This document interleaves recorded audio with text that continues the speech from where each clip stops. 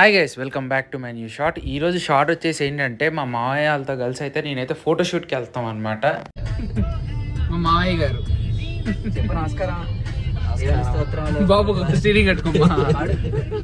ఇక వెళ్ళైతే అరగంట సేపు వర్షంలో అయితే ఫుల్గా తడిసేసాం. ఇంకా వర్షంలో బాగా తడిచి ముద్దయిపోయిన తర్వాత టీ అయితే తాగాలనిపించింది. ఇక్కడ మట్కా టీ అని ఒకటి ఉంటుంది అన్నమాట. ఇలా కొండలను అయితే వేడి చేసి అందులో టీ పోసిస్తారు.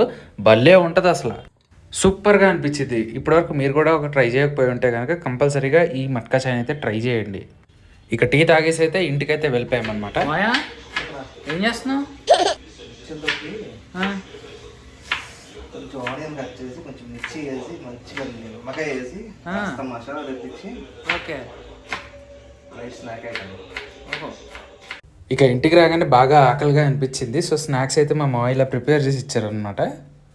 అండ్ ఇది వచ్చేసి ఏంటంటే ఇంకా నెక్స్ట్ డే మార్నింగ్ లేచిన తర్వాత అయితే క్యారెట్ బీట్రూట్ జ్యూస్ అయితే తాగాము. ఇక డైరెక్ట్గా అయితే ఇప్పుడు నేను మటన్ కర్రీ చేయడానికి అయితే వెళ్ళిపోతున్నా.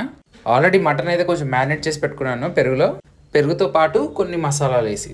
ఇకపోతే ముందుగా కట్ చేసి పెట్టేసుకున్న అయితే ఉల్లిపాయలు, టమాటాలు, నిమ్మకాయలు, పచ్చిమిరపాయలు, పుదీనా, కొత్తిమీర అన్ని రెడీ చేసి పెట్టుకున్నాం కదా. ఇవన్నీ అయితే వేసేసుకోవాలన్నమాట. సో ముందుగా అయితే ఉల్లిపాయ, టమాటా, కొంచెం పచ్చిమిర్చి అయితే వేసి వేపుకోండి. ఇక అలా వేపుకున్న తర్వాత ఏంటంటే మనం మ్యారినేట్ చేసుకున్న మటన్ అయితే తీసుకొచ్చేసి మనం ఈ వెజిల్ వేసేసి కొంచెం ఫ్రై చేసుకోవాలి. ఆల్మోస్ట్ ఇలా 70% కుక్ అవ్వాలన్నమాట. ఆ తర్వాత కొంచెం అయితే కాజు పేస్ట్, తగినంత మిర్చి పౌడర్ అయితే వేసుకోవాలి. తర్వాత అలా కలుపుకొని ఇంకా సేపు అయితే మగ్గనివ్వాలి బాగా.